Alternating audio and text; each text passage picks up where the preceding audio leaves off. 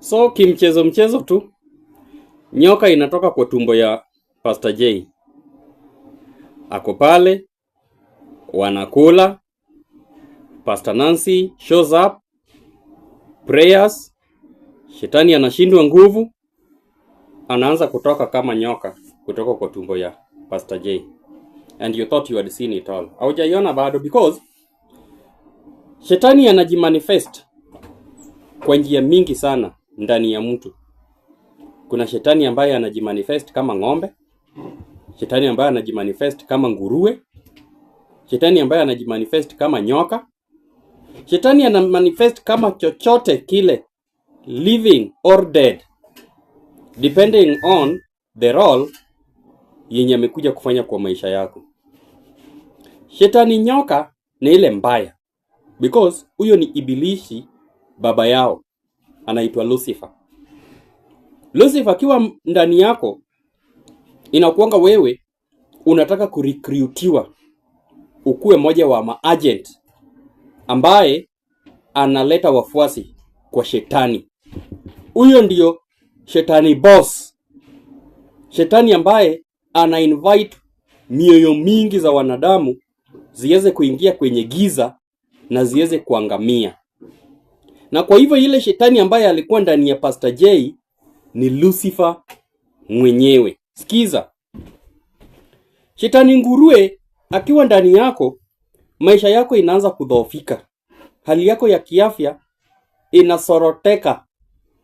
Unaanza kupata magonjwa, mwili unaanza kuuma, mara unaanza kukua diabetic, mara unaanza kukua obese, tumbo inaanza kufura bila wewe kuelewa, miguu inaanza kuuma, uelewi daktari asemi ni nini.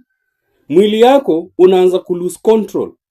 Either unakondeana sana hadi unakaa wewe ni mtu mwenye kona virusi vimejificha, ama unanona sana, unaanza kukua overweight, mwili yako inakuwa out of control. Huyo ni shetani nguruwe. Kuna shetani mingi ambazo ziko katika maisha yetu. Ukitazama tu hivi na macho yako hivi, huwezi ona.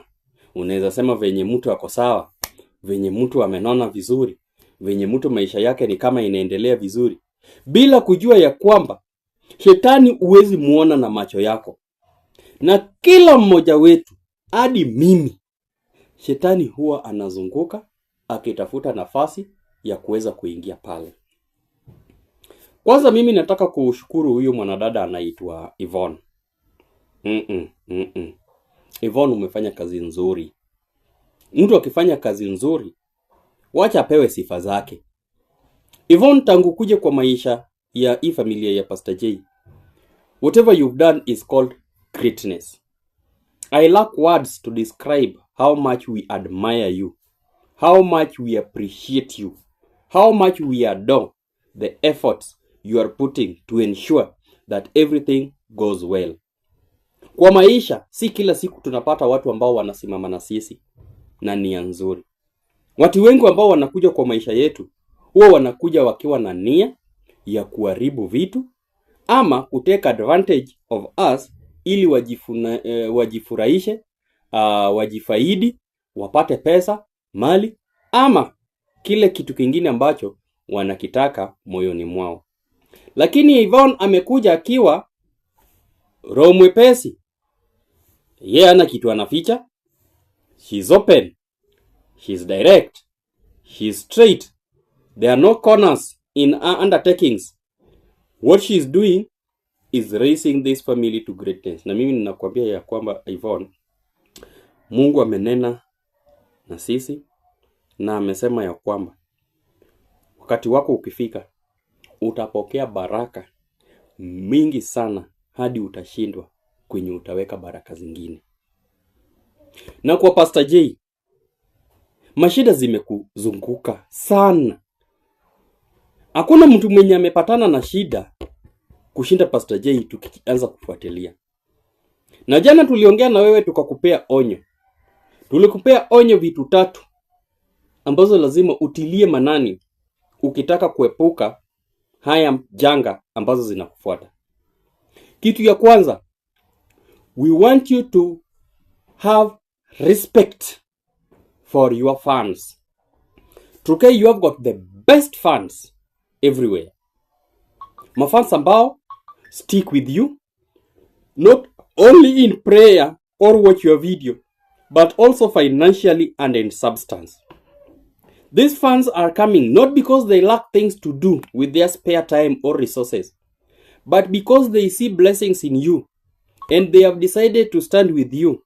Na wamejitolea kila mara, kukiwa na mission wanajitolea, kukiwa na shida yoyote they come in. Our mafans ndio ninaweza sema like are the pivot yenye imesimamisha hii familia ya Truke.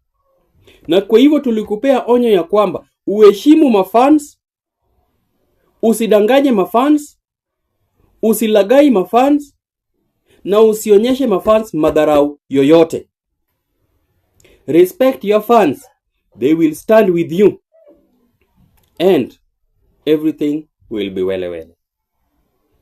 The second onyo tulikupea inahusiana na bibi yako. Tukakuambia ya kwamba ulipewa malaika katika jina la Bella. She is an angel. Kama ingekuwa ni wanawake wengine, wangekuwa washatoroka kwenye hiyo boma, wameenda pali pengine. Ama wangekuwa washaanza kuingiza maneno za usherati. Ama wangekuwa wameanza kukuweka hapo na headache kelele. Lakini umepata bibi ambaye amenyenyekea, bibi ambaye ni mchapakazi, na bibi ambaye ako na roho safi, na bibi ambaye ameamua kukaa na wewe liwe liwalo. Na kwa hivyo, you must never bring anyone in between you and your wife.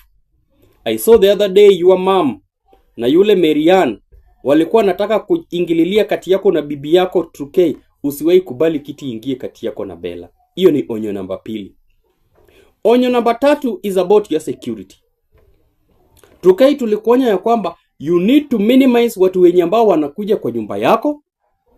Acha kukuja watu ambao wanajua kwenye unaishi. Isiwe unajulikana kwenye unaishi.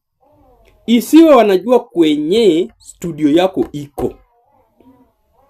Na uongeze security. Ndiyo, na wewe ukuwe na nafasi ya kufanya kazi nzuri ya Bwana. Tunakuombea mema. Tunakutakia mazuri.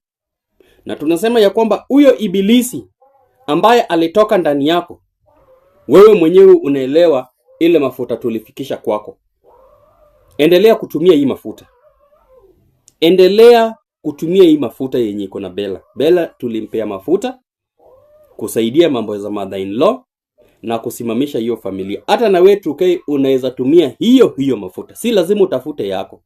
Ukitaka yako mimi nitakuletea. Lakini hebu tafuta venye unaweza pata mafuta ili ukukomboe. Na hii si jambo yenye inasemekana tu kwa Pastor J tu ama kwa Truke tu. Hii ni kwa kila mmoja wetu ambaye anatutazama ya kwamba hebu tunza familia yako ukitumia the anointing oil of God. Hebu zoea kupaka hii mafuta pale kwa nyumba yako. Hebu zoea kuweka hii mafuta kwenye kofia ya bwanako, kwenye koti ya bwanako pale nyumbani, kwenye socks ya mzee, kwenye kiatu ya mzee, ili wakati anatoka kwa boma akienda pale nje awe amelindwa na mafuta na awe anakukumbuka, asianze kuingiana na maneno ya wanawake wengine pale nje. We are glad that tangu mwanze kutumia mafuta ya Bwana, things are doing well in that family. I don't want to overstretch it. Kama unataka tuingie katika maombi, namba yangu bado ni ile 0715474803. Tunawatakia mema. Mungu awabariki. Na tujue ya kwamba shetani haonekani kwa macho. Usijiangalie uone umeongeza kilo 2 udhani maisha inaendelea vizuri. Usijiangalie uone umevaa shati nzuri, longi mpya, kiatu kipya, ukadhani maisha inaendelea vizuri. Hiyo wakati umefunikwa macho ukidhani vitu sasa zimekuwa kwa njia, hiyo ndio wakati shetani anaingia pale ndani yako. Uliona aliingia katika njia ya nyoka kwa Pastor J, na anapoingia pale ndani anaanza kucause havoc. So ile wakati unaona maneno inaendelea vizuri na wewe, that is the time to seek the intervention of the God. That is the time to ensure umetumia mafuta ya Bwana katika kusafisha mwili yako na kusafisha roho yako. Tusiwe watu wenye hawana habari. Tusikae ni kama hatuelewi chenye inaendelea. Tusijiweke ni kama hatuna uwezo, hatuna intervention tunaweza fanya. Kila wakati tunapojilinda na mafuta yake Bwana, hii huwa inatupa nguvu na inatusaidia kufukuza shetani asiingie ndani yetu. Tukue na mchana mwema. Leo ni Friday. Mkuwe na weekend njema. Mungu awabariki, abariki kazi zenu, abariki wachumba wenu, bwanako, bibi yako, furahi kuje pale ndani.